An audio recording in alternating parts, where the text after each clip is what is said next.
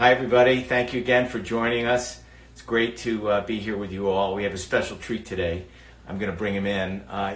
Holden Lutz is one of my favorite galleries. I've had the good fortune of working with him. Let me just get out of the questions. I don't know why I did that. Let me just...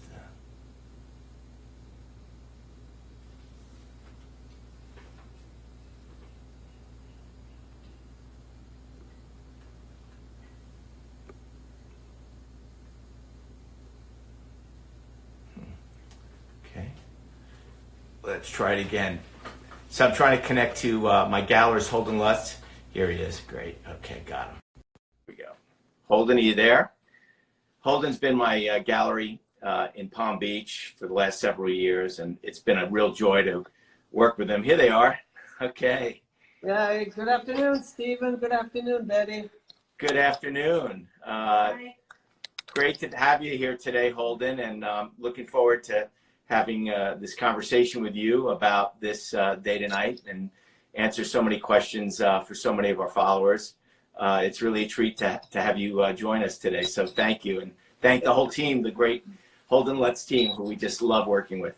Yeah, no, we have a great team, and everybody is as enthusiastic as Jody and I about your work, and we think it brings something very, very special to the gallery, and your work is completely unique, and you spent a decade creating a body of work that nobody else can touch. I mean, it's purely your work, and it's astounding. And we love being able to show it, and we love being able to share it with clients that are all amazed. They look at the work and they wonder how it's done. They think it's a single picture, and then they start looking closely, and the picture opens up. And I think, you know, we're so surrounded with pictures and photographs, and it becomes so much an emblem of our time as looking at images, that to create images that hold people and captivate people, you know, as a galleryist, it's a difficult thing to find. And you have managed to do that in a sort of brilliant way.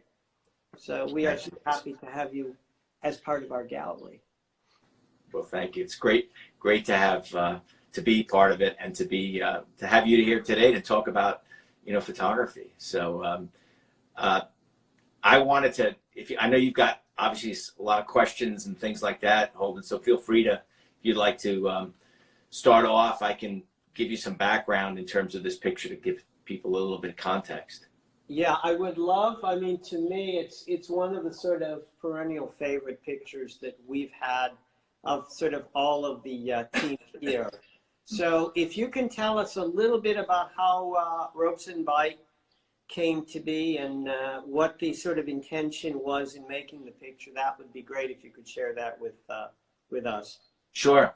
So really, Robson Bight came about when in 2016, you know, I gave a TED talk at the Dream Conference. And after the conference, a gentleman by the name of Mark Dombowski walked up to me, and he said to me, "Gosh, I loved your talk. You would love to do a day tonight where I work." And I said, "Well, where do you work?" He said, "I work in a place called Robson Bight. I'm part of a group called SETUS, which is they are a group that actually works in educating people about you know, the whales, and they sort of control this one area in the Bight where they have boats, and essentially there's so many whales in this one area, and that's what's so unique about it." I started having this conversation with him to describe what the Bight's about, and he said, "Well, it's the only place in the world where these rocks exist just on the shallows of the Bight." And he says, and I said, "Well, whereabouts is it?" He says, "Well, it's just off the coast of Vancouver Island, and just between Telegraph Cove. It's about an hour boat ride from Telegraph Cove."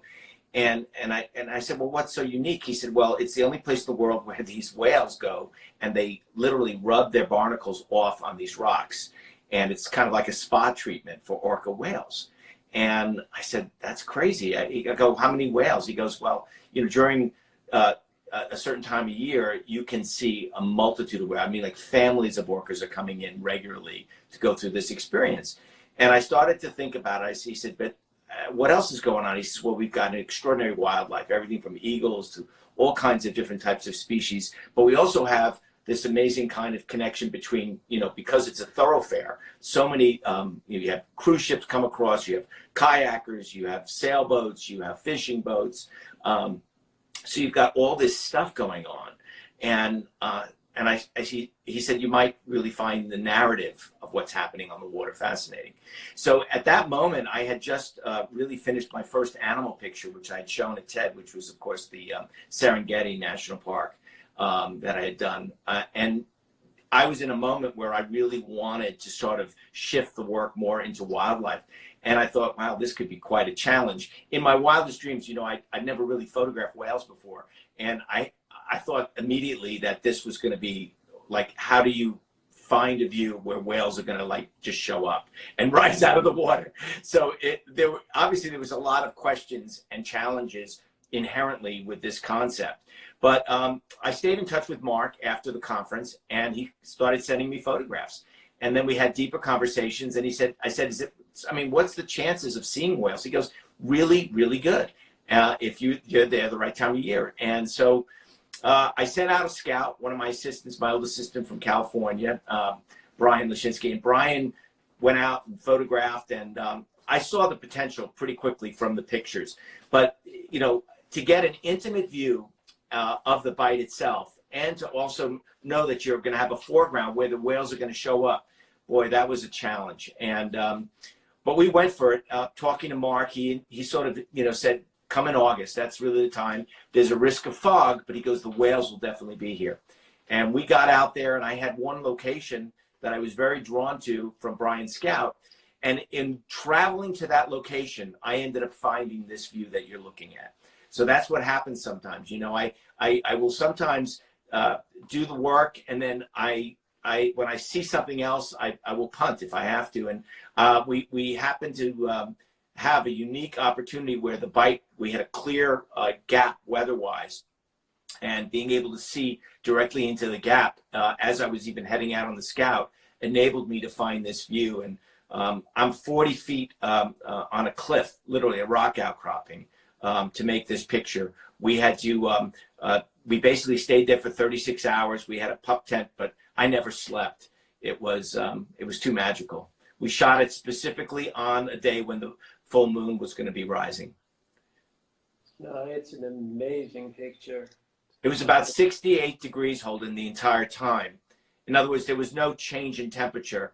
And I've described it to people, if you remember the famous painting by Rousseau of the lion in the moonlight. Absolutely. That's what it was like being in. It was a transcendent experience to witness the moon rising, the ebb and flow of the Bight, and then, of course, seeing the whales. That was something that I could never even have predicted.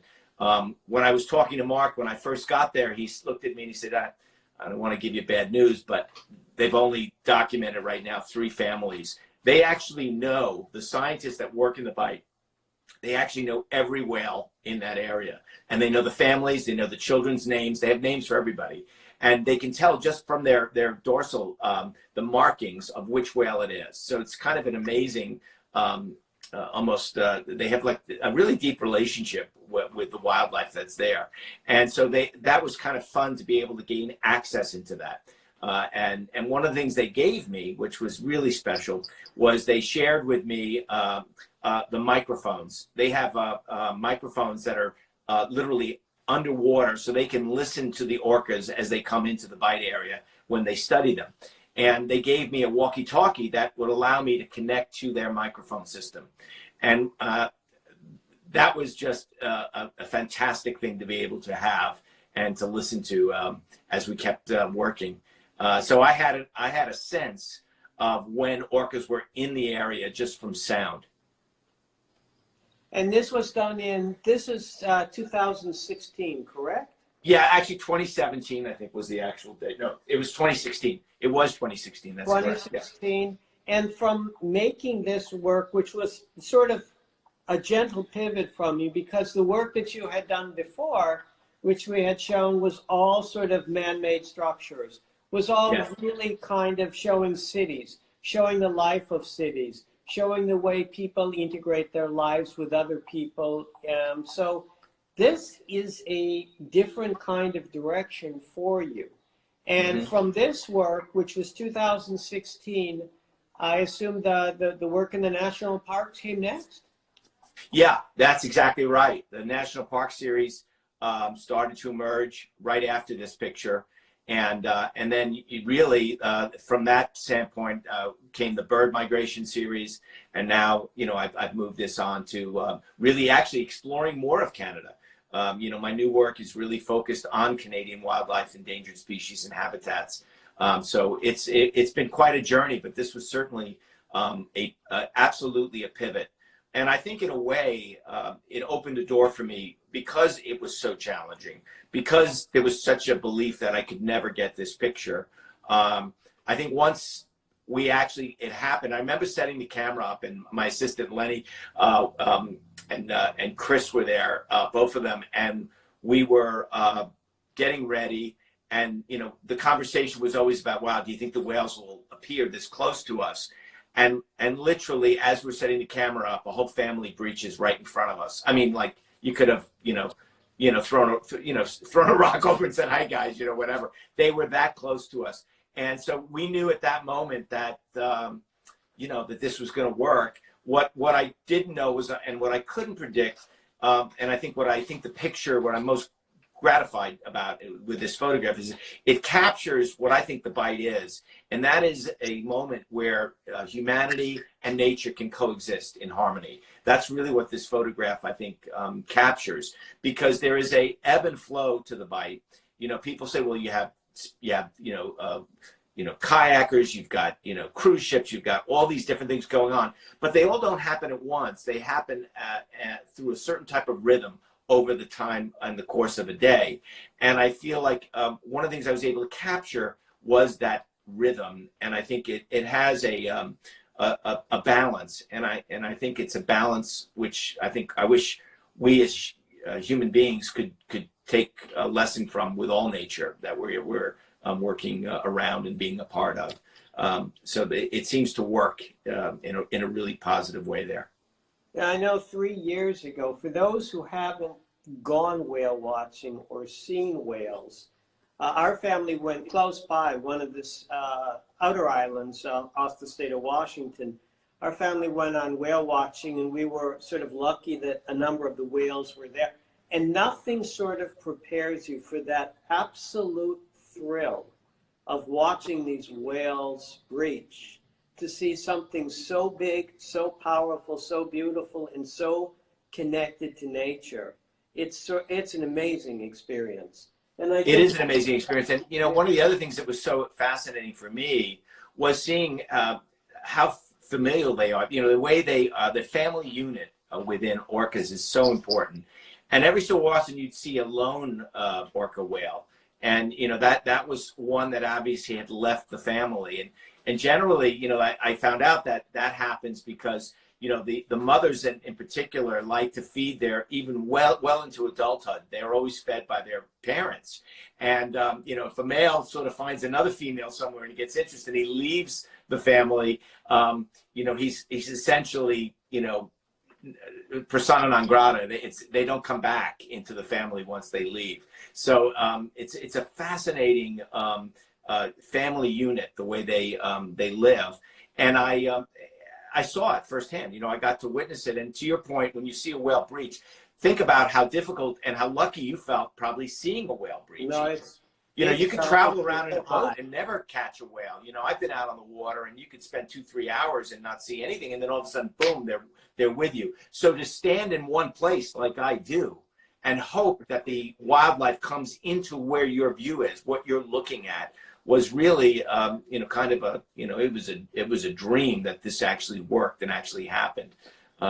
So it was a lot, like I said, a lot of variables had to happen. And I will tell you, we did this picture, this is 36 hours. And when that moon rose and I had that gorgeous sunlight and all the things that happened that night and that daytime, the very next day, the fog came in and you could not see into the center of that picture, which is the Bight. Those mountains that tear together, gone. You would never have seen it. So Jay, that'd be great if you can working a little closer there and see the details. We're going to try something here, guys. Maybe Jake can go in and bring you into this print a little bit. Yeah. And Stephen, did you tell me that, you know, when you were basically, when we had your show at the gallery and we had this picture in your show, that there were two different kinds of whales that were well, the majority in of the whales, that's correct. You see that big spray off in the distance, guys, everybody? You see there's a sailboat? That spray is actually the spray of a humpback. And what happened was in the morning, very early in the morning, we started hearing the orcas come in, and they have a very specific sound, you know, a voice, like a vocal voice. You recognize the sound of their voices. And suddenly, out of nowhere came this almost operatic sound, this calling. It was like Pavarotti compared to, you know, some you know, jazz singer. This is how loud this vocalization was. And within literally about a minute after that sound, I paid attention because it sounded like a different whale. And sure enough, I captured that moment where it breached, and it was a humpback whale that literally started to blow, you know, water out of its blowhole or air out of the blowhole. And it was just an amazing thing to see. And especially to be able to hear it first and then see it happen was fantastic. No, it's such a beautiful picture with respect to nature and respect to the creatures and the whales and water and the environment. It's really a very beautiful, pristine picture. Something that happens with your work, your photographs, that don't happen with other people's photographs is I maintain that photography is basically non-narrative. A picture doesn't tell a story. A picture is an instant. You may be the exception to that rule. So when you went and looked at all of the pictures, you know, for those that don't know about Stephen will take thousands of pictures with a very precise camera that records in great detail, and then you will build a story. So you're one of the few photographers that are actually interested in narrative, in telling a day's worth of stories, even though they're rather open-ended stories. When you looked at all the work, you were shooting for 36 hours with your Phase 1 camera, and you had thousands and thousands of pictures to review and to decide which ones to look for. Was it obvious to you how you would construct a picture and how you would use the access from day to night? Well, I think what happens for me is I do a lot of research before I do these photographs. We look at a lot of different things.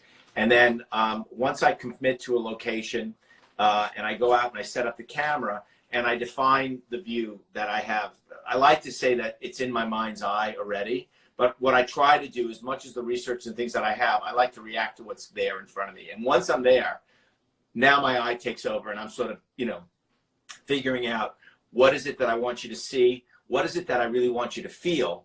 And can I make a photograph that makes you feel as if you're standing there with me? What I like to describe as like a visceral experience when you look at this photograph. I try to create images that are almost windows into the world that we live in. And I try to make a photograph that gives you, as the viewer, so many different levels to experience a place and see and look and become part of what looking is, what that is for me, which is there's a joy in my ability to just study a place, a single place for over 36 hours. And so what you're seeing in the photograph is my, essentially I take the experience of that 36 hours, it lives in my memory. And then when I come back to the studio, I'm recreating the best moments of that memory into a single image. And so I decide as I work, my eye is moving across time. Like I've described it, it's almost like my eye moves the way you know, hands on a watch move. And I'm tracking time, but it's based on where the vector of time is in my image. So if I've looked at the scene, sometimes I know I'm going to go right to left, left to right, you know, on the x-axis. Sometimes I'm up and down on the y-axis, or other times I'm on a z-axis. And there are times where I don't really know yet which direction I'm going because things can change. I can have something happen at sunrise that suddenly becomes so important that it makes me rethink, well, where's the vector going to start? If I use that, how is time going to change in this photograph? So I make very, I like to say I try to stay open. I have a general idea, but I really like to experience it and allow myself to live in the moment. And when I do that, that's when the idea, and after, honestly, 36 hours, I'm beginning to already think, okay, this is the vector I think I want to work on now. I see the picture in my mind. And then I have to come back. I spend a month of editing. And that's really where the narrative thing you're describing happens. That's where I begin to really almost recreate the story that I witnessed with my eyes. My memory of what I saw becomes part of that narrative. And that's what really takes an enormous amount of time and energy, is shaping the narrative, once the picture's finished. And how long a period of time after you shot it did it take post-production to put the picture together? It'll take on average about a month for editing. And then what we do is we build a master plate, working with my retoucher. And that can take several weeks, at least, sometimes a month as well. And then the final photograph, as we are layering in the specific moments based on time, that can take several months as well. So it's on average, it's about 4 months to finish one, to give you an idea of the amount of energy that goes into creating these pictures. So it's a long period. It's a long period of process, but I do believe that the idea of what you put in, people feel when they look. I think that the depth that I study a place, the way and the length of time that I look at something and what I capture, I think resonates when people view my photographs. They don't, you can't really look at these pictures when you see them in person and just walk by them quickly. They invite you in a way. They want you to look deeper. And when you do that, I think you get rewards. Hopefully you start to see all the things that I witnessed and begin to experience so many of the things that I felt when I took the picture. Yeah, no, we witnessed people when the show was installed, and the several shows that we've had, and when we take your work to art fairs, we watch that, and we watch people sort of, as they traverse a gallery, they look at a picture, then look at the next picture, then all of a sudden they look, they start to walk, they stop, and they look again. Then they get closer, and they get closer. They're sort of spellbound by trying to take in what you're showing and what you're sharing. And it's really kind of a tribute to the work that it has that kind of strength to anchor people in front of it. I think, an awful lot of people say what makes a great photograph or what makes a great photographer. And I would say a great photographer has access to great material. And once they're in front of that material, they know what to do with it. But there's a question about your work pivots and your work becomes environmental at this point, and it's continued to be environmental from this point on. And there is sort of all of this intelligent ecological talk about leaving the Holocene age, and we're now going to the Anthropocene, where, global warming, sea rise, global warming, deforestation, that we've changed the world in an inalterable way. For me, looking at the work and looking at what happened later and the parks and the work that's come after that and the Iceland work, is the work sort of shaping how you're thinking? Is it impacting you on a much deeper level? Oh, yeah, I say, Holden, that the work has had a deep effect. Being able to see the things I've bear witness to over the last decade in creating so much of this work has really effectively, you read about stories about the data, people describe what is, the numbers, that things that are happening in our world, how many, million pounds of ice liquefied into the Atlantic, and all these different numbers. I'm seeing the numbers, right? I'm visualizing the data in a way. I'm seeing it firsthand. And that has a profound effect on you, because I've realized just how, fragile our planet is. And I also realize when I do this work how connected everything is. And so it has informed me in a really unique way. I think the gift of seeing and the gift of looking and the patience to look is one of the most rewarding single things you can do. You know, people talk about, well, if I wish I read more, I wish I did this more, I wish I took you know, more math classes or more science or whatever.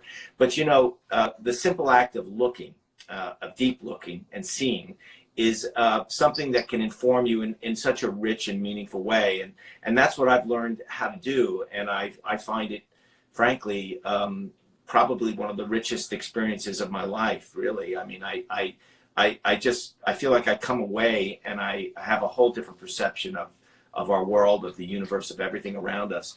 And I think part of what I'm trying to do with this work is I'm trying to show everyone and inspire people with the beauty of this world that we have, how fragile it is, but how magnificent it is in a way, and why it's so important we need to save it. And I think when you think of all the darkness we've come through and the darkness we're in right now, there is glimmers of great hope within the context of this moment. And that is that, you know, we see the earth healing in a way that is we've never imagined. You know, over the last several months, where the industrial age is literally come to a standstill, right? All our factories, everything, cars, nobody's driving, nobody's out on boats. Suddenly the waters are healing, the air is healing. We're seeing things come back to life and species literally coming back that, you know, were you know, endangered. So there's something to be learned from this experience. And I think that's something that's really powerful, and that's something that I hope we all get to reflect upon in whatever our new normal is. Perhaps there's a way we can incorporate understanding now that we have the power to actually make a difference, that the earth can heal, and we're not talking about decades. We're talking about in months things have changed. So imagine if we were able to come together as a world and decide that, you know what, for 2 months in the summer, we're going to just shut everything down. Like, I always loved Italy. They always say they shut their offices between, after lunchtime until 5. And that's just the way they do business. It'd be wonderful if the world could learn to connect that way and give the earth an opportunity to heal every year. Yeah, I think that's been sort of the silver lining, where that's been the benefit of bringing the world sort of to a standstill. But I sort of think economic powers, in the sense that people need to go back to work, need to eat, need to feed their families, and need to get on with the work. I hope that there will be this kind of husbandry of resources, and we look at the world and we are kind of shepherds to take care of it. That would be a great thing if that were to continue. I would ask you to, this one, Robson Bight, is a picture that, we could go to the Bight. We could look. We could get there. A lot of your trips lately have been to places that are the ends of the earth. Yes. That are small islands that you're very privileged to see. How is the sort of world opening up for you as a kind of a treasure of sort of wonderful things to look at and to photograph? Well, I think, as I've been able to go to farther reaches, places that are really difficult and challenging to get to, I get to see life in many ways, in many respects, that's really been unaffected by man in a sense, which is something that's really difficult and rare to see. And I've been blessed by being a National Geographic explorer and having the support of the Geographic behind me to give me opportunities where I have access to places like this. So I can take and see these type of places and allow you to see them in a way maybe that nobody'd ever really envisioned.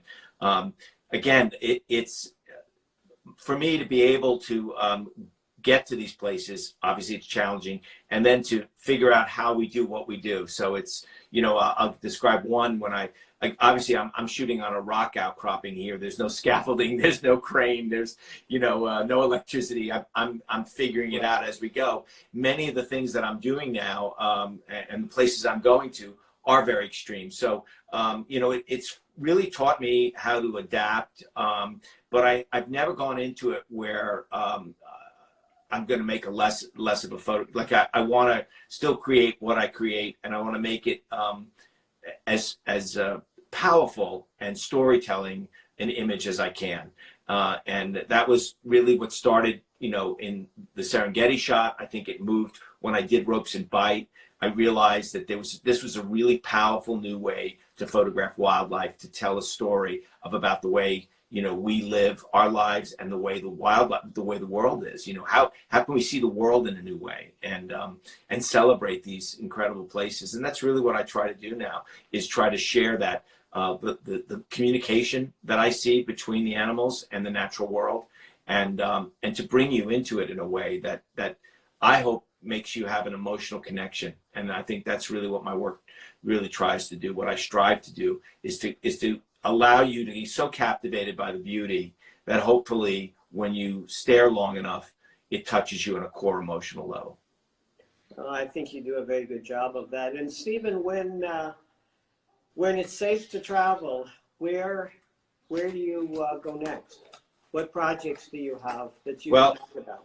We were scheduled to begin our next project in Canada, but you know, we were shooting in the Canadian Arctic. I was shooting beluga whales, but unfortunately, you know, that is a very very protected area with a very small population of the Inuit, and the Canadian government basically, they've shut that down until next year. So pretty much after that, we were going to do the caribou, and that was also in the same area. So generally, for the next two big projects that I was planned for the Canada series, those are on hold. I'm working on another story for the Geographic, which I can't really talk about, but it will be an exciting piece that I'm developing on time and the history of time. And so again, using day to night and exploring some very, very important historical places as they relate to time.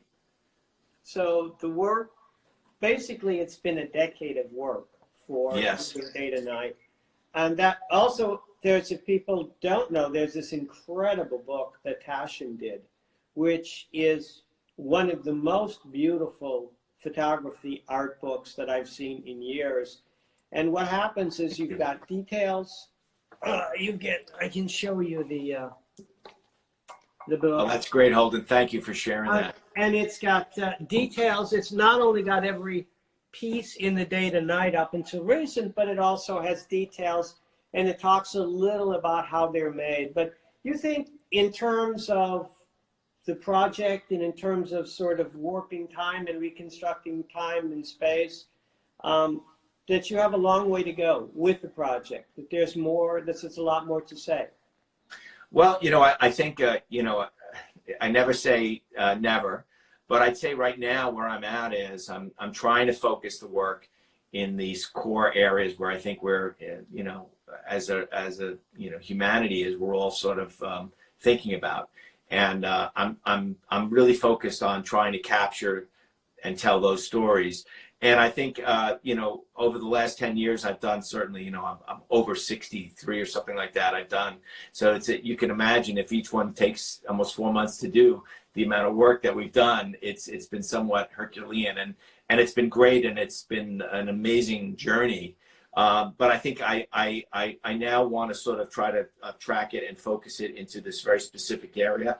And I'll be continuing to do them, but I think I'm going to do, they won't be the volume that I've done over the last 10 years. And I also am, you know, as an artist, I'm growing, and I have other projects, I have other ideas that I want to develop. I'm exploring new media in a very big way, and I'm developing AR and VR projects right now that I've been working on for the last several years. So I'm going to try to use any of these new technologies to really enhance and dovetail with the narrative and the storytelling that I'm doing in Day to Night currently. So so to answer your question, yes, there's more, but also there's going to be some things that nobody's seen yet. That is another way for me to stretch my vision and my art in new ways. So another question, you're very, you know, the aesthetic and your kind of way of looking at the world is as an optimist. And you're celebrating the national parks, which are success stories. You're celebrating Robson Bight, which is a great site of where we have a successful ecological preserve. as well as the park in Serengeti. If I think about the work, there's an awful lot of places where we don't get it right. We get it wrong. Would you ever be interested in showing those places? You know, I think one of the things I think about right now, to be frank with you, somebody asked me recently, you know, would you go back and do cities again? And I think the way, you know, after I recently finished a series of pictures that'll be in the August issue of the Geographic, documenting New York City from above. And it was a heartfelt experience for me to see New York so empty. And I started to reflect on the fact that I had spent over the last 10 years photographing cities all over the world and seeing the way humanity interacts within a city, how architecture works, and how the ebb and flow and the almost emergent natural behavior between human beings and cars and everything. I always said it's like a school of fish watching them underwater, but that's the way cities flow and move. And I don't know, I think there is something to be said as somebody who's drawn to history, as somebody who's very drawn to memory in a way, and the concept of time. I would say that there's certainly the potential for me to want to examine this, what the new normal is through my work in some way. So, you know, I would say that, you know, that there's certainly potential for me to examine that. How I tell that story, you know, in the way I tell it, I'm not really sure yet, but I think there will be some element of that as we evolve. And as for me, as just somebody who wants to capture and witness what we're evolving into. Thank you. I don't know how questions work, whether are there questions? I can't read them. We do have some questions, yeah. My eyes were hawk eyes, and I couldn't read them. But if there's questions that come up on the screen that you'd like to address. Betty, are there any? There some questions that people have sent in ahead of time. Yeah, there's some really great questions that people had sent in ahead of time. I don't know if you guys have a list there, but Betty, can I? Sure. One of the questions is, Betty can read it to us. Are there any artists in particular who have inspired day to night? I know that's something you always like to talk about. Yeah, I mean, certainly, you know, it's funny, but as a kid, I grew up in my room, and this is one of those crazy moments. Somebody sent me an email and said, you know, your work reminds me of Magritte, the Lumiere series. And to be honest, he sent me a photograph, and I had this like unbelievable aha moment, because I grew up with the poster of the Lumiere. It was the street scene where you have the street light on at night and the brilliant bright blue sky with a cloud overhead. That was in my room. I grew up with that picture. So Magritte was deep into my head, I think, as a child. But it really wasn't something that I was conscious of until someone actually sent me that. I had been very inspired by a lot of really the Hudson River School painting in particular. And that was, I was captivated by the light in Hudson River School painting. And as the more I studied it, the more I realized that there was this sense of that light was moving in their paintings, that they would be doing these paintings for, you know, sometimes 10, 12 hours, staying on a location, just watching light move. And that was something that I found was really interesting. And then, of course, the main inspiration was David Hockney was doing a wonderful series using photo collage back in 1996. And when I saw that work, I was fascinated by this idea that you could fractile moments in a picture. That's what he was really doing. And there were slight differences in time. And it was only when I created this picture for Life magazine in 1996 of the Romeo and Juliet, the movie. I had to photograph Baz Luhrmann and oh my goodness, Leonardo DiCaprio. The Baz Luhrmann's film, Romeo and Juliet, it was Leonardo DiCaprio and Claire Danes who were the stars. And I had to photograph this set and make it into a gatefold. I realized that it was a square set. I didn't know how to do it, so I was inspired by Hockney.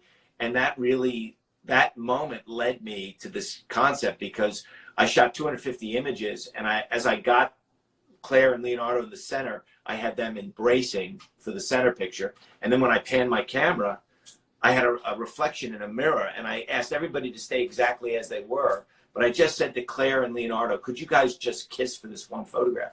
And suddenly, when I came back to New York and I put all the images together, I realized that, oh my God, that's such a cool idea, changing time in a photograph. And that's really where the genesis of the idea happened. And subsequently, you know, I did a project for New York Magazine on the High Line, and that was the first one we did. And I honestly couldn't decide if I liked the High Line more at night or if I liked it better at lunchtime. And it was because of that confluence and that sort of indecisiveness in a way that I somehow had this intersection between Romeo and Juliet and the High Line, and bingo, that was it. So it started with, that's the way it started. It's interesting, David Hockney, because I remember reading a long essay that Hockney wrote about Renaissance and camera obscura. That he's That's also right. that he is really a painter who gives great interest to photography and great respect to photography.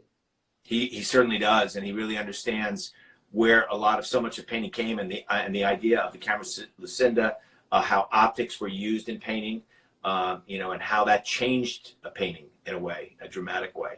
And really, and I think he's a student of technology and understands that whatever the tool is at the time, it's really up to the artist to use whatever tool you have to be able to create and tell the story you want to tell. I always say this, you know, I feel this way about the medium of photography. I think that it's always been constantly evolving. And I think in the end of the day, if you could bring Stieglitz here or Steichen, or any of the great, you know, Carlton Watkins, any of them, you could show them what we could do today, they'd be just like, where do I get one of those? Because they never cared about how they got there. They just wanted to get there. They wanted to get there. Yeah. What's another? Yeah, I think Betty's got another question, Holden. Yes. One other question. Well, you've answered so I did? many in this Okay. incredible conversation between you and Holden. Holden, thank you so much. Yes. Another one that I think would be interesting, and that is what got you into photography in the first place? So the question is, what got me into photography in the first place? Well, let's see. I have an identical twin brother who's a great painter, and I could never paint. Like I never had the patience, so I would do cartooning. I doodle, and I was frustrated. And then I was very interested in science, and I took a class called scientific photography, and I learned how to take pictures through a microscope and learned how to do high-speed photography, both of which I'd never done, and obviously I'd never even taken pictures at that moment. So I learned everything, and it was that combination, I think, of taking pictures through a microscope and seeing this micro world for the first time. That was this sense of discovery that for me has become really an integral part of my psyche. I love science. I embrace it in everything, and I am fascinated by the act of discovery. So for me, the medium of photography just checks all those boxes, and I never really wanted to do anything else. After I took those first pictures through the microscope, I was hooked. We're glad you took the pictures you took. Thank you so much. How do you take photos through a microscope? Okay. Well, they make attachments for that. You make it's a microscopic adapter that you attach your camera to, and then the optics of the microscope go into that adapter, and then you're there. It's a lot easier today than it was when I did it back in the day. So I was doing this in like 1977 or something like that. And then one other question was, what are some of your favorite photography books? Wow. I just recently was going through August Sanders' series on the workers. It's one of my favorites. Walker Evans. The Creation by Ernst Haas is one of my favorites. Oh gosh, there's so many. Irving Penn. These are they're just so many great. I think one of the joys I have is that I like to collect books, especially photography and art books. And you never know when there's that intersection, like I said before about day to night. I recently did a series of portraits that you guys have probably seen now for Vanity Fair of these essential workers in my neighborhood. Thank you. And I was inspired, really. I was walking by my library and I looked up and I saw the Walker Evans book, and underneath it was the August Sander. And I just sat down and started going through those books again. And all of a sudden I instantly knew how I wanted to photograph these essential workers. I got inspired so much by these two artists and what they did and how they depicted people during their moment in history. And I thought, wouldn't this be interesting to sort of do the same thing, except, you know, in my pictures, there's something very wrong, right? Everybody's wearing a mask and gloves. And one question, and then we can wrap up if you'd like. What can I do? One of this. Please, go ahead. What are your thoughts on street photography? I love street photography. Great question. I want to share something also. I started as a street photographer. At some point, I'm going to put together a whole body of work of my very early street work. But that is street photography. I think is one of the great gifts, and probably one of the most important things you can do as a photographer, because the skills you hone as a really good street photographer really allow you to see things in ways that other people don't. You know, you really develop that hunter instinct, that what I describe it as, that intuitive sense of when a moment's going to happen.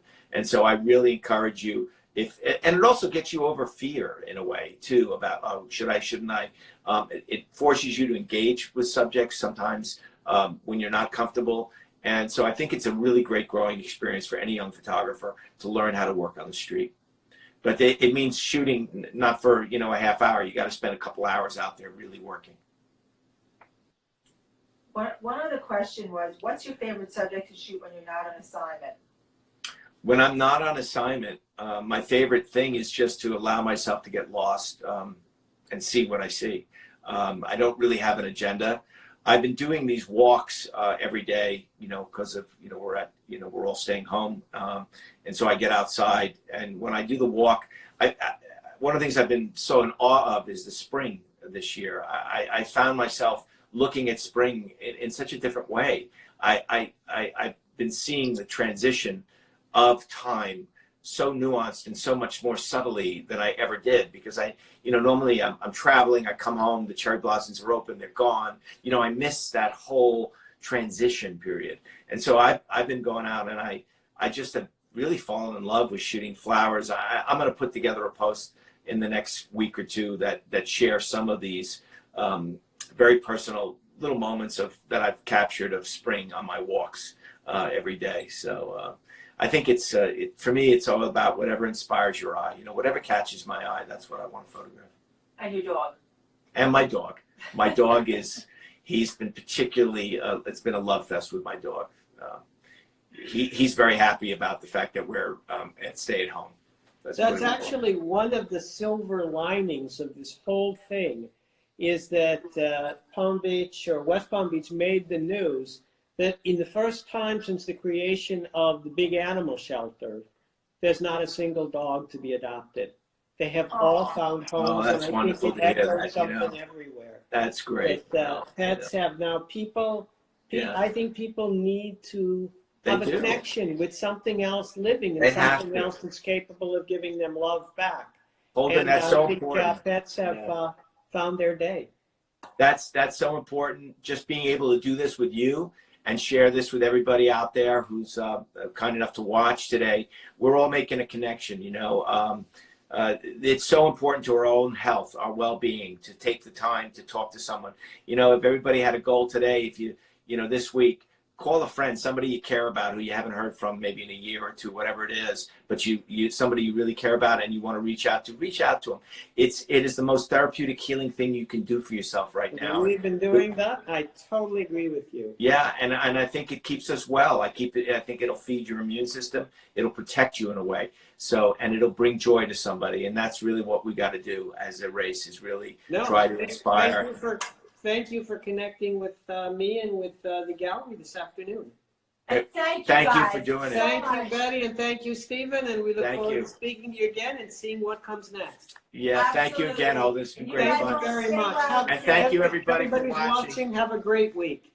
Thank you, guys. Thanks so much. Bye, everybody. Bye-bye. Bye.